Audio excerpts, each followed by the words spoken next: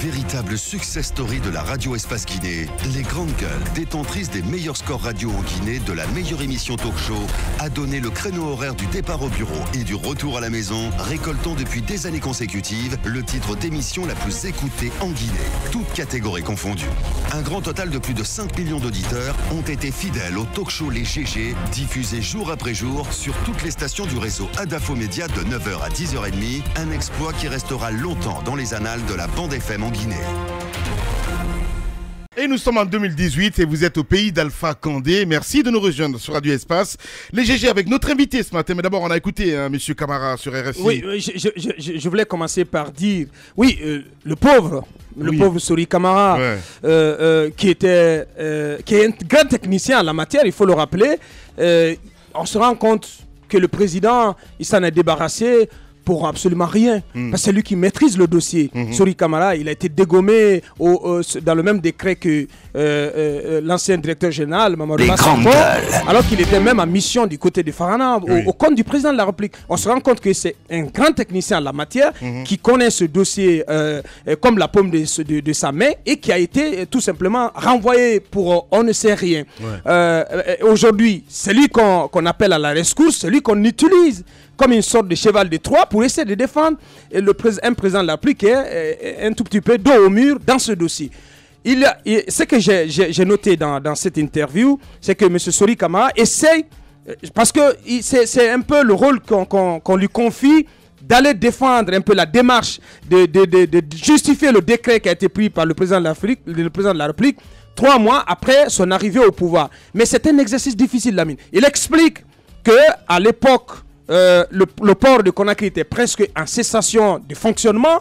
Toutes les activités étaient à l'arrêt, alors que c'est le principal point d'entrée des marchandises dans notre pays. Il explique donc le décret, il justifie le décret du président de la République par l'urgence qu'il y avait à faire redémarrer les activités, à faire refonctionner les activités au port de Conakry. Mais c'est un argument, à mon avis, qui ne tient pas. Parce qu'il a expliqué aussi un deuxième fait. Que normalement, lorsque le premier est défaillant, c'est le second. C'est vrai, on le dit, mais je crois que c'est après vérification, ce n'est pas codifié, ce n'est pas consigné dans le code des marchés publics. Est-ce que la question que Boisbouvier lui pose, c'était de savoir est-ce que, quelle que soit l'urgence, est-ce qu'il n'était pas de bonne loi pour l'État guinéen d'organiser un nouvel appel d'offres, de s'assurer que cet appel d'offres va être transparent pour qu'il y ait un nouvel acquéreur.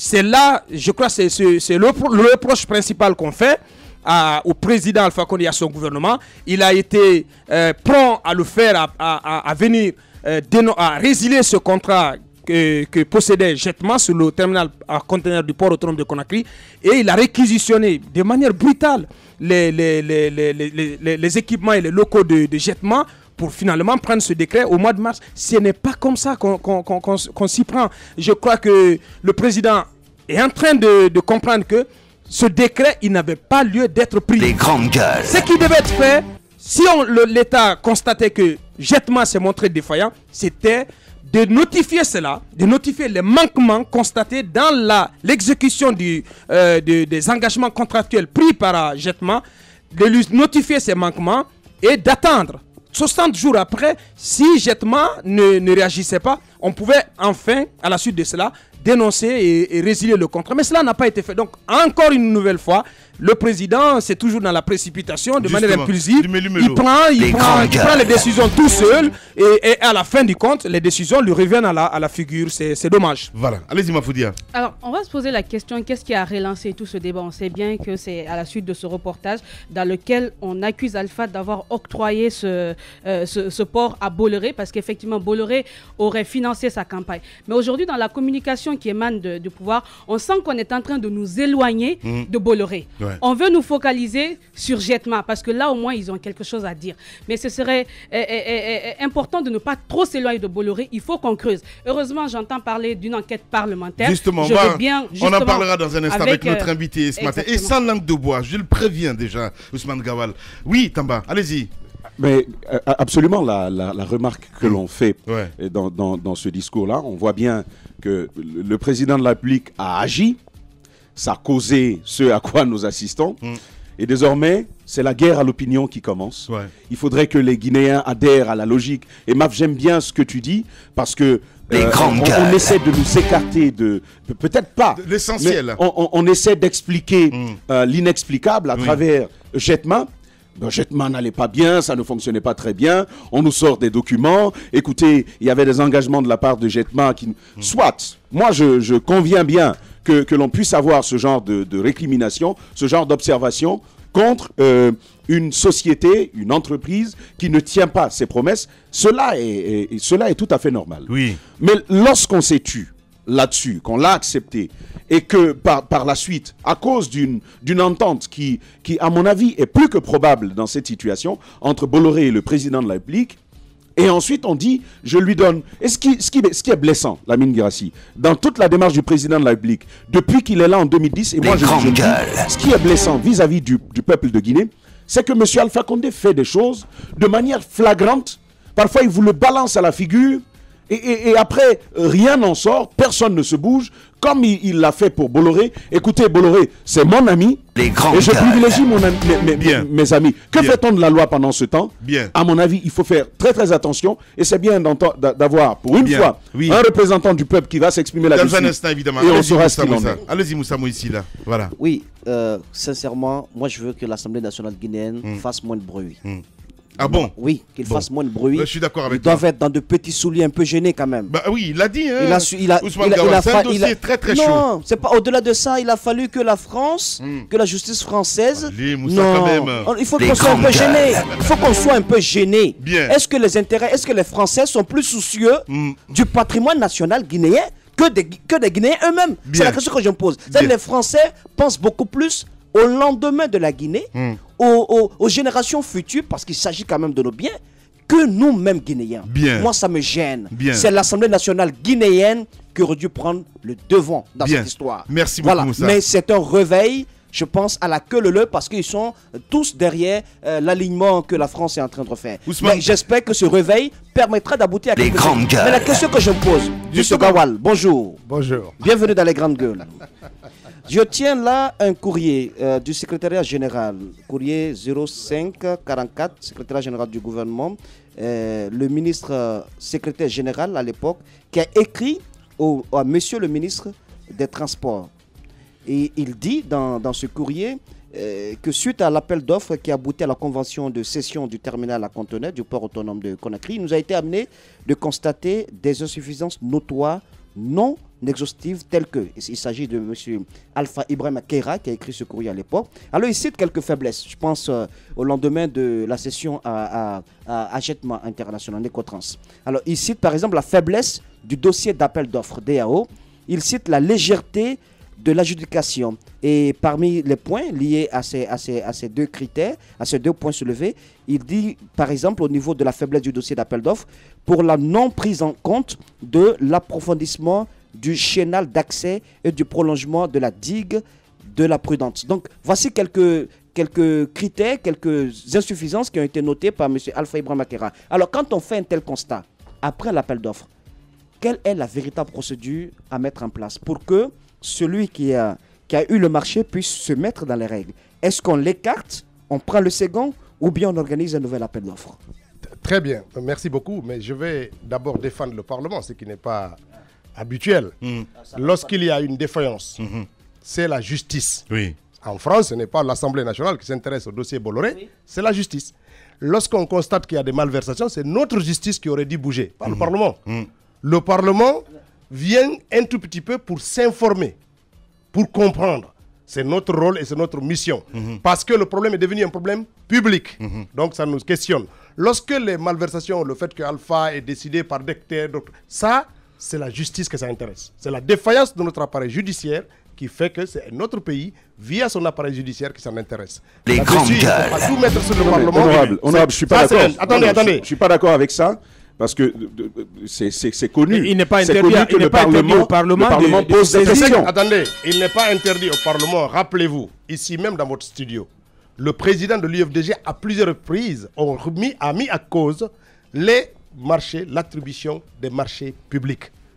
Depuis 2015, C'était vraiment dans ce discours. Il n'a jamais parlé de ce dossier. Attendez, nous avons déposé. C'est un gâteau chaud. On va revenir là-dessus. Bien. Tout de suite, nous avons mis sur le bureau de l'Assemblée nationale la première demande de mise en place de commission d'enquête parlementaire qui concernait les marchés publics d'attribution. C'est ce que nous venons de réactualiser. Le bureau du Parlement s'est systématiquement opposé à la demande de l'opposition. Bien. Donc ça n'a jamais abouti. Le fait que l'affaire Bolloré revienne un peu à la surface, ça nous a donné encore plus d'énergie pour réactualiser cette demande. Tout de même, vous convenez avec nous qu'il n'était pas interdit donc à vous, parlementaires, c'est extrêmement important. C'est une mauvaise formule. Non, permettez Lamine, c'est important que je le lui dise. Il ne faut pas dire il ne vous était pas permis, interdit. Non, la formule elle est très complaisante. Il faut dire au Parlement qu'ils avaient même obligation de questionner cette situation. Moi, j'ai envie de dire à l'honorable qui est avec nous ce matin, Lamine Guirassy, voyez les conditions dans lesquelles ce marché a été passé à Bolloré. Forcément, ça aurait dû tiquer le Parlement. Par décret et la rapidité avec laquelle tout cela s'est passé. Est-ce que ça ne vous a pas interpellé? Est-ce que vous n'auriez pas dû, à ce moment-là, poser des questions pour mieux comprendre les conditions de passation de ce marché-là? Non seulement ça nous questionne, mais il y a des cas beaucoup plus durs, beaucoup plus flagrants. Je vais vous donner un exemple. La société guinéenne, la Guinéenne de l'énergie, qui appartient à l'homme d'affaires Mori Diané, elle a été créée le 6 février 2017. Le 14 février, elle a accédé à un marché de plus de 100 millions de dollars en Guinée. 100 millions de dollars. Plus de 100 millions de dollars. Le 18, elle émet une facture pour paiement de 24 millions de dollars. La ministre Malado a bien voulu résister au paiement de cela. On lui a tapé sur les doigts. Et le 24 février, on a payé les 24 millions de dollars à une société en création. Il n'y a qu'en Guinée qu'on peut faire ça. Quelle est la règle? Ça veut dire que toutes ces données, nous les avons dans la demande de mise en place des commissions d'enquête qui couvrent globalement les marchés publics, qu'il s'agisse d'Asperbras, AON, K-Énergie, tous ces marchés, ce sont des marchés que le président donne à des amis au mépris du code des marchés publics. Maintenant, à l'Assemblée nationale, c'est la mouvance un peu qui fixe même l'agenda parce que tout se décide par le vote. Lorsque nous déposons, la mouvance remet de côté. On ne peut rien parce qu'on ne peut pas boxer jusqu'à ce que ça vienne à l'ordre du jour. Mais depuis 2015, nous avons 8 demandes de mise en place de commissions d'enquête qui souffrent dans les tiroirs du bureau du Parlement sans que le président n'ait dit un seul mot. On a même fait du tintamarre. Un moment, Dr Oussou s'est levé lui-même en plénière pour aller déposer au bureau du président en faisant beaucoup de bruit là-dessus. Ça n'a rien donné. Donc ne disons pas que le Parlement n'a pas essayé, sauf que tout est guidé par la mouvance qui refuse systématiquement qu'on évolue sur ça. Partons sur le terrain politique, Ousmane Gawal, sans langue de bois. Et je vous regarde dans les yeux. Moussa, vous allez continuer, s'il vous plaît, parce que c'est important. Il vient, parlons du port, justement, mais il vient d'évoquer quelque chose en ce qui concerne la société de Mori Diané, qui aurait reçu 24 millions de dollars bien avant la création de la société. Vous allez lui donner les téléphones. En clair, vous avez dit que cette histoire de Bolloré, c'est une patate chaude. Vous le savez très bien, Ousmane Gawal. D'abord, c'est une patate chaude pour plusieurs acteurs politiques. Y compris l'opposition. Non, là-dessus, je vais vous satisfaire d'une chose. Attendez. De bois, mais non. Je ne suis pas dans la langue de bois. Ne pas, s'il vous plaît. Chronologiquement. Non. Attendez. Je vous ai posé une question, y compris l'opposition. Parce que quand cette affaire a éclaté, nous avons appelé votre président. Je parle de Cellou Dalein Diallo pour intervenir dans cette émission. Qu'est-ce qu'il a fait? Ben, nous a nargué. Voyez-vous, on apprend quelque part qu'il est actionnaire au niveau de Jetma International. Je vais vous dire une chose. Grandes gueules. D'abord, s'il est actionnaire, je n'en sais rien. On peut. D'abord, attendez. Mais non, mais il n'y a pas d'attendez. Je vais vous dire simplement. Qu'est-ce que vous en savez? Justement. Mais si vous me le permettez. Est-il ou pas, et là, est-il ou pas actionnaire, ou a-t-il été ou pas à un moment donné actionnaire de Necotrans? Il n'est pas actionnaire du tout, ni de Necotrans, ni de Jetma. Et au moment où on passait ces marchés, Cellou Dalein n'était plus ministre depuis plus de 2 ans. Cellou a quitté le gouvernement. Cellou a quitté le gouvernement en avril 2000. 6. Alors, pourquoi vous disiez... Attendez, c'est sous la gouvernance de Kouyaté. Pourquoi vous disiez à l'époque, vous m'avez dit ça, à dire, oui, c'est une patate chaude, parce que même au sein de l'opposition, personne ne veut en parler, parce qu'on a peur de se taper sur les doigts, parce que Bolloré, c'est un homme fort. Vous l'avez dit. Bolloré, c'est un homme fort. Bien. Dans les pays africains où il est, mais ce n'est pas pour autant qu'on est en connivence avec lui. Mais non. Attendez. Est-ce que vous pensez parce que l'UFR n'en parle pas, c'est parce que Kouyaté est actionnaire? Mais non. Vous pensez que Kouyaté est actionnaire parce qu'il n'en parle pas? On parle de l'opposition, monsieur. Oui, mais attendez. Mais il s'est dit que Kouyaté avait passé un deal avec Bolloré. Il faut que je... Non, je vais vous dire... Est-ce que vous confirmez? Non, je ne confirme pas qu'il y a un deal entre Kouyaté... Attendez, je vais vous dire que c'est sous la gouvernance de Kouyaté. C'est sous la gouvernance de Kouyaté, avec le ministre Boubacar Sow, qu'il y a eu l'appel d'offres concernant la cession du port. Et ils ont pris contact avec Bolloré. Bolloré avait leur faveur. Le ministre Boubacar Sow me l'a confirmé. Monsieur Kouyaté, ils avaient la faveur de Bolloré. Sauf que, et ça d'ailleurs, ça a dupé un peu Bolloré. Bolloré ne s'est pas beaucoup préparé pour le dossier parce que au départ, il négociait un marché de gré à gré. Il refusait le gré à gré pour lui dire que ça va être un appel d'offres. Mais comme il était sûr du soutien du gouvernement, pour son dossier, il n'a pas bien travaillé. Malheureusement pour lui, Kouyaté est débarqué, Soirée arrive, Boubacar Sow est débarqué, Monsieur Cheikh Touré arrive. On ouvre les plis, et puis on trouve que dans ces plis-là, la meilleure offre, c'était celle de Jetma. Et Jetma gagne. En ce moment, Bolloré active tous ses lobbyistes, à la personne notamment de M. Fadiga, actuel député de Kindia, qui travaillait pour SDV, qui a pris la tête de pont en tant qu'ami et soutien auprès de Dadis. Et qui a été membre du CNDD. Absolument. Il faut donc le savoir. Donc ceci ne concerne personne. Personnellement, ça ne concerne en aucun point Cellou Dalein. Et ça, c'est important. Chronologiquement, il n'y était pas. Et économiquement, il n'est pas. Je vais vous dire une chose. Les actionnaires des sociétés... des sociétés anonymes est loin de cette affaire. Si Cellou Dalein est dans cette affaire, les actionnaires des sociétés anonymes sont publics. Demandez à la Chambre de commerce, ils vont vous donner le nom des actionnaires dans les sociétés. Il n'est ni directement ni indirectement concerné par les actionnaires, par les actions de d'abord il était ministre. Si on vous suit très bien, pour ne pas aller très très vite en besogne, parce que le clan Compaoré a bien pu cacher son jeu dans cette histoire. Justement. Et donc, je ne sais pas si tu as tous les dessous, mais ce serait un peu prudent de... Je parle avec beaucoup de certitude. Cellou Dalein n'a ni de près ni de loin été actionnaire de Jetma ou de Necotrans. Ça, c'est moins clair sur ce point. La deuxième chose, l'ancien Premier ministre Kouyaté. Je ne veux pas qu'il a un deal. Oui, je comprends, mais si on vous suit très bien, la démarche avec Bolloré, c'était de lui donner le terminal à conteneurs du port autonome de Conakry dans un marché de gré à gré. C'était la volonté de Jetma. C'était l'option. C'était Jetma, il voulait négocier du gré à gré. Le gouvernement a résisté.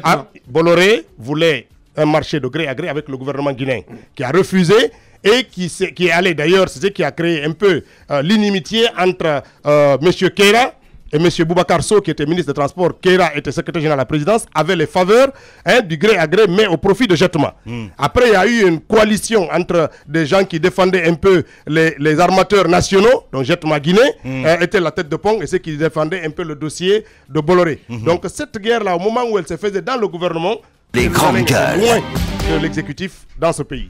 Alors moi, cette question, avant de continuer évidemment avec le port, vous êtes d'accord avec moi que ce dossier, ça fait peur, Ousmane Gawal, qu'on soit de l'opposition ou qu'on soit de la mouvance politique, de la mouvance présidentielle? Écoutez, ça peut faire peur, non pas parce qu'on est impliqué ou parce qu'on est lié, mais parce que par tactique politique, les acteurs peuvent être amenés à dire, bon écoutez, c'est un acteur économique important, c'est la France, donc faisons attention avec lui, parce que sinon ça peut nous porter préjudice demain. Et c'est tout. C'est des gens calculent comme ça. Mais c'est pas parce qu'on a peur d'être... Des gens calculent comme ça. Attendez. Non, mais est-ce que ce calcul... Pas les gens, par exemple, les leaders politiques, aussi bien de la mouvance que de l'opposition. Tout le monde est dans ce calcul. Si cela effraie comme ça à l'UFDG, on n'aurait pas initié la mission de commission d'enquête parlementaire. Je ne serai pas devant vous pour en parler. Parce que simplement, on a ce débat en interne. L'UFDG a choisi de communiquer clairement, mais de communiquer objectivement sur ce dossier. Un point intérêt. Et c'est le président de l'IFDG qui a initié la mise en place de cette commission d'enquête parlementaire. Vous en faites vos choux gras. Mais vous... écoutez, on se délecte un peu quand on entend le gouvernement se défendre. Et c'est pour ça que nous appuyons sur l'accélérateur pour pousser à cette commission d'enquête. Elle peut aussi permettre d'éclaircir les choses. Maintenant, si on avait aucune chance d'aboutir, si Cellou Dalein avait Non, mais si ça, Alpha, s'il ne veut pas que ça aboutisse pas, mais ça ne sera pas par manque de volonté de l'opposition. Là-dessus, nous sommes clairs, nous avons déposé une demande de résolution et elle ira jusqu'au bout. Allez-y, Tamba. Deux choses. Alors vous en parlez. Aujourd'hui, vous en parlez. Mais d'un point de vue de qui a à perdre quoi que ce soit, vous êtes un peu loin par rapport à M. Cellou Dalein Diallo. Les échéances sont très prochaines. Est-ce que vous n'estimez pas, par exemple, que ces leaders politiques, ceux en tout cas qui portent l'opposition aujourd'hui, ont plus à perdre que vous, par exemple, qui en parlez aujourd'hui? C'est la première question. De l'autre côté, il ne faut pas passer là-dessus. Le Premier ministre Lansana Kouyaté aurait quoi à gagner à ce moment-là à collaborer dans une telle entente avec Bolloré? Est-ce de l'argent ou une promesse de soutien politique? D'abord, sur la première question, j'ai tout à perdre. Si Cellou Dalein perd aujourd'hui, tous les responsables, les militants du FDG perdent. Et si je viens aussi répondre à ces questions, j'échange avec lui pour comprendre la profondeur de la question, pour la connaître. Parce qu'au moment où ça se passait, moi je n'étais pas dans ce pays, j'échange avec le Aliou Condé qui était juste quelques mois avant ministre des Transports. Les grandes gueules. J'ai rencontré aussi Boubacar Sow qui était ministre des Transports à l'époque et qui a initié pour comprendre tout le problème. Monsieur Sankon, l'ancien directeur du port autonome. Donc tous ces acteurs-là, nous échangeons avec eux pour comprendre. Donc s'il y avait un moindre doute sur l'implication de Cellou Dalein, on ne serait pas là avec autant d'assurance pour parler de ce dossier. Mais combien d'entre eux peuvent le faire? tout ça. Maintenant, je sais très bien. Cellou Dalein est l'homme politique à abattre pour la gouvernance. C'est pour ça qu'on essaie toujours de créer l'amalgame. La commission d'enquête permettra d'aller au bout. C'est pour cela que la mouvance aurait intérêt à choisir, à s'aligner avec nous pour aller dans ce sens. La deuxième question. Moi, je ne dis pas du tout et je n'ai aucunement la preuve de dire qu'il y avait un deal entre Kouyaté et Bolloré. Je dis simplement que vu la dimension économique de Bolloré à l'époque, ils avaient les préférences. D'ailleurs, je pense que Kouyaté avait changé vers la fin. Il avait voulu rejeter parce que les nationaux ont fait la pression, notamment M. Mori Keita, qui représentait Maïx à l'époque, qui avait réussi à retourner Kouyaté, qui est devenu finalement contre Bolloré, pour se lancer dans le consortium Jetma Guinée. Donc là-dessus, je ne peux pas dire qu'il y avait un deal entre eux, mais il avait au départ les faveurs de Bolloré avait ses faveurs. Allez-y, Moussa. Alors, moi je sais une chose, il y a des noms dits lorsqu'on est en campagne électorale, surtout pour la présidentielle. Les grandes sociétés, les grandes multinationales qui cherchent des marchés dans ces pays-là viennent donner aux deux candidats finalistes. Chacun reçoit sa part de manette, mais ça se passe sous carpe. Eh bien, Cellou Dalein vise le fauteuil présidentiel.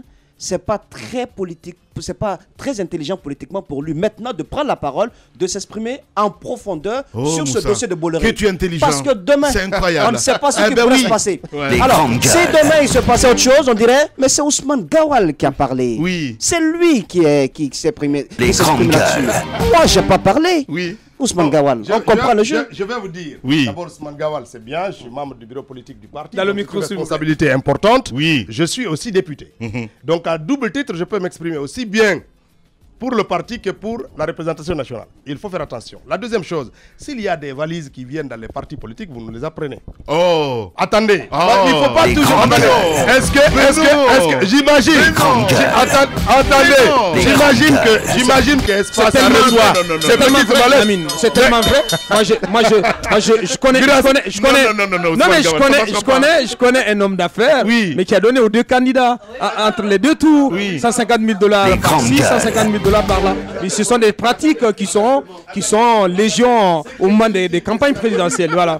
Ce qui est d'abord, si cela est vrai, la législation guinéenne n'interdit pas de recueillir et de mobiliser des ressources financières pour sa campagne, peu importe leur origine. Attendez, pourvu que l'origine soit licite. Non, honorable. Pourvu que l'origine soit légale et licite. Excusez-moi. Non, il y a une nuance. Attendez-moi. Non, je suis pas d'accord. Après, vous viendrez avec votre nuance. Lamine, c'est important que honorable dise que lorsque un candidat à la présidence de la République reçoit une mallette, une contribution financière, en vue d'obtenir des faveurs lorsque vous arrivez au pouvoir, ça c'est poursuivable par la loi. Ça c'est poursuivi, que ce soit pour un étranger ou un Guinéen. Que ce soit pour un Guinéen ou pour un étranger. Là on n'est pas la question. Je dis simplement, ces calculs basiques, vraiment c'est pas sur ça qu'un parti politique de la dimension de l'UFDG s'arrête. Nous, Bolloré, s'il est généreux, l'UFDG n'en connaît pas sa générosité. Nous n'en connaissons pas et nous ne l'avons jamais sollicité dans ce sens. Ce que nous disons ici est clair. Je sais que dans ce pays, Cellou Dalein apparaît comme l'alternative la plus crédible pour succéder à Alpha Condé. Il faut mettre tout ce qui est mauvais dans ce pays, il faut mettre sur son dos. Sinon, franchement, il n'y a aucune possibilité de relier cette affaire de Bolloré au nom de Cellou Dalein Diallo. Alors, je vous ai lu ce courrier du 4 décembre 2008, écrit par le ministre secrétaire général à la présidence à l'époque, M. Alpha Ibrahima Keïra. Alors, il notait quelques défaillances, insuffisances dans ce dossier d'appel d'offres. Est-ce que, avec cette sincérité, est-ce qu'on pouvait, c'était un argument valable, suffisant pour retirer le contrat à Jetman International? D'abord, je vais vous dire, lorsque on fait un appel d'offres, il y a eu un adjudicateur, celui qui remporte le marché. Quand il remporte le marché, qu'est-ce qui se passe? On fait des négociations avant le début de l'exécution pour s'assurer qu'il réunit les conditions financières, conditions techniques, qu'il est capable de répondre aux exigences du marché, du cahier d'appel, du cahier de charge. Lorsqu'il s'avère défaillant, en ce moment-là, avant le début de l'exécution, on donne le contrat au second, qui arrive second pour l'appel d'offres. Mais lorsque les travaux d'exécution ont démarré, cette disposition n'est plus tenable, elle n'est plus valide. Lorsque l'exécutant, celui qui a remporté le marché, s'avère défaillant, c'est la procédure judiciaire indiquée dans le contrat qui s'applique. On constate, ensuite on fait appel à la justice, on rompt le contrat et on recommence l'appel d'offres pour le redonner ailleurs. Toutes ces dispositions sont clairement indiquées dans le code des marchés publics. C'est notre problème ici, à nous, députés. C'est la légèreté avec laquelle le chef de l'État regarde les lois de la République. C'est ce qui nous questionne. J'ai parlé tout à l'heure de Moridiane. Ils ont dit ici que Nécotrans était défaillant. On va revenir dans un instant parce que je sais que vous avez beaucoup de révélations à faire ce matin, évidemment. Ousmane Gawal Diallo, notre invité. Mesdames et messieurs, une pause de 10 minutes derrière. On revient avec notre invité. Véritable success story de la radio Espace Guinée, les grandes gueules, détentrices des meilleurs scores radio en Guinée, de la meilleure émission talk show, a donné le créneau horaire du départ au bureau et du retour à la maison, récoltant depuis des années consécutives le titre d'émission la plus écoutée en Guinée, toutes catégories confondues. Un grand total de plus de 5 millions d'auditeurs ont été fidèles au talk show Les GG, diffusé jour après jour sur toutes les stations du réseau Adafo Média de 9h à 10h30, un exploit qui restera longtemps dans les annales de la bande FM en Guinée.